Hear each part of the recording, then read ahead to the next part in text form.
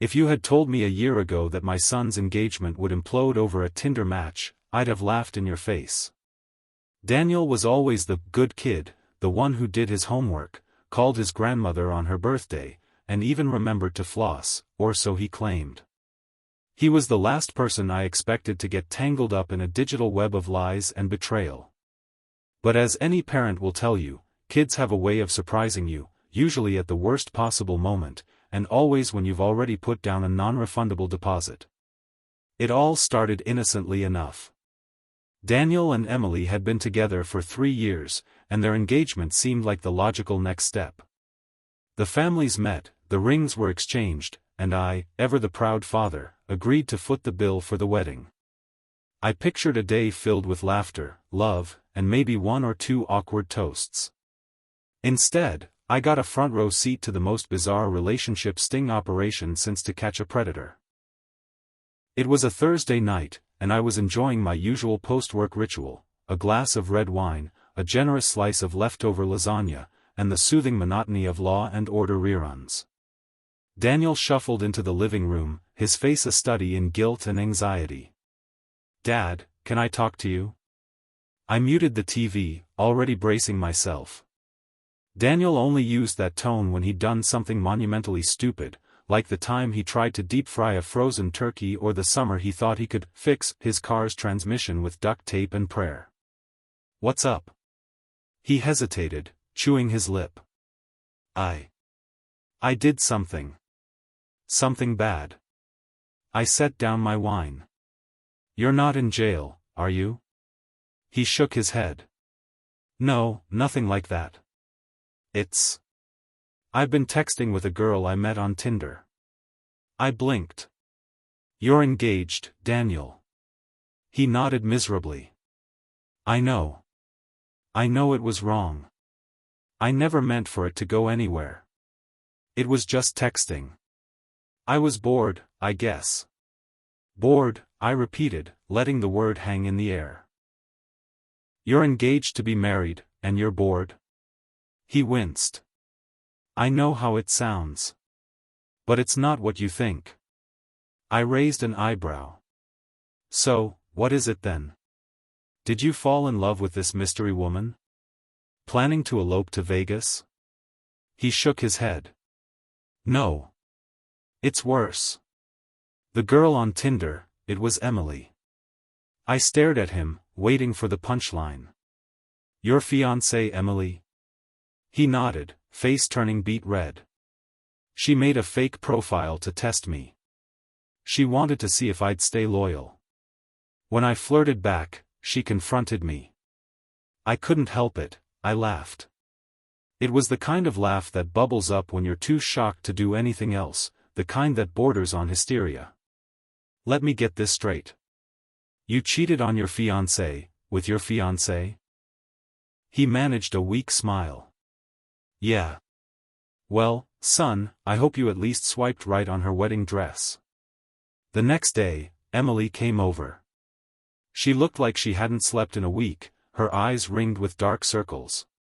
She accepted a cup of coffee with trembling hands, and we sat around the kitchen table like the world's most dysfunctional jury. "I just wanted to know if you would be loyal," she said, her voice barely above a whisper. "I've heard so many stories about guys cheating. I thought, if I could just see what he would do, I'd know if I could trust him." I nodded, trying to keep my face neutral. "And what did you learn?" She glared at Daniel. "That I can't trust him." Daniel opened his mouth to protest, but I cut him off. "Hold on. Let's not pretend you're blameless here, Emily. You set a trap. You catfished your own fiancé." She looked down, cheeks burning. "I know. But if he really loved me, he wouldn't have taken the bait." I sighed, rubbing my temples. "If you have to run sting operations on your partner, maybe you shouldn't be getting married." Daniel looked at me, eyes pleading. "Dad, please. We can work this out." I shook my head. "I'm sorry, Daniel. I can't support this.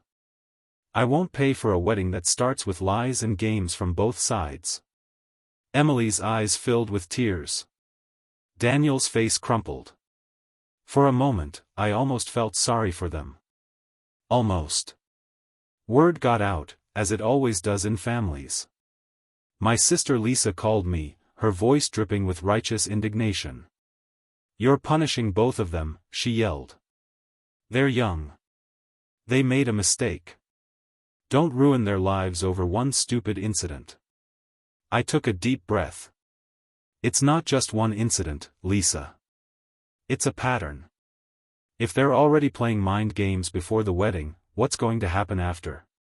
She huffed. "You're overreacting." "Maybe. But I'd rather overreact now than pay for a divorce lawyer later." The rest of the family chimed in, each with their own opinion. My mother, ever the romantic, said, maybe this is how they learn to trust each other. My father, never one for subtlety, said, if she's that sneaky now, imagine what she'll be like with a joint bank account. Even my wife got involved. "Maybe you should just let them figure it out," she said, voice gentle. "They're adults." "Are they?" I muttered. "Because right now, they're acting like children." Daniel and Emily tried couples therapy. I know this because Daniel called me one night, his voice heavy with defeat. "It's not working, Dad. Every session turns into a blame game. She says I broke her trust. I say she never trusted me to begin with. I didn't say, 'I told you so,' but I thought it very loudly." They postponed the wedding. Then they cancelled it. The invitations, which had already been printed, became expensive coasters. Daniel moved back in with us for a while. He spent most of his days in his room, playing video games and avoiding eye contact. I tried to talk to him, but he wasn't ready. Emily, for her part, disappeared from our lives. I heard through the grapevine that she moved to another city, started a new job, and deleted all her social media. Can't say I blame her. Looking back, the whole thing feels like a farce, a Shakespearean comedy, if Shakespeare had written about Tinder and trust issues. My son, the would-be groom, undone by his own boredom and a poorly timed swipe. His fiancée, the would-be bride, so consumed by paranoia that she became her own worst enemy. And me, the would-be father of the groom, left holding the bill for a wedding that never happened. Sometimes, late at night, I imagine what their wedding vows would have sounded like. "Daniel, I promise to love, honor, and occasionally flirt with strangers online, but only if they turn out to be you in disguise. Emily, I promise to cherish you, and to never again create fake profiles to test your loyalty, unless I get really bored." Maybe I'm being too harsh. Maybe, in some twisted way, this was their version of premarital counseling. But if so, it's the most expensive therapy session I've ever paid for. Thanksgiving rolled around, and with it came the annual family gathering, a minefield of passive-aggressive comments, overcooked turkey, and, this year, the specter of the cancelled wedding. My sister Lisa wasted no time. "So, are you happy now? You broke them up." I took a sip of wine. "I didn't break them up. Their lack of trust did." My mother chimed in, ever the peacemaker. "Maybe they'll get back together. Young love is resilient." My father snorted. "Young love is stupid." Daniel, to his credit, took it all in stride. He even managed a joke. "On the bright side, at least I don't have to write thank you notes." The room erupted in laughter, the tension broken, if only for a moment. After a few months of wallowing, Daniel decided to get his act together. He started going to the gym, picked up a new hobby, rock climbing, of all things, and even joined a book club. He swore off dating for a while, claiming he needed to find himself, which I assumed was code for avoid women who might be undercover agents. One night, over dinner, he confided in me. "Dad, do you think I'm a bad person?" I shook my head. "No, Daniel. You're just a person who made a bad decision. Welcome to the club." He smiled, relief evident in his eyes. Thanks, Dad. We clinked our glasses, a silent truce between father and son. I heard through the grapevine that Emily was thriving. She'd landed a great job, made new friends, and even started dating again. I like to think she learned something from the whole ordeal, maybe that trust can't be manufactured, no matter how many fake profiles you create. So, what's the takeaway? Don't test your partner's loyalty with a fake Tinder account. Don't flirt with strangers when you're engaged. And, above all, don't ask your parents to pay for a wedding if you're not 100% sure you're ready for marriage. Love is messy, complicated, and often ridiculous.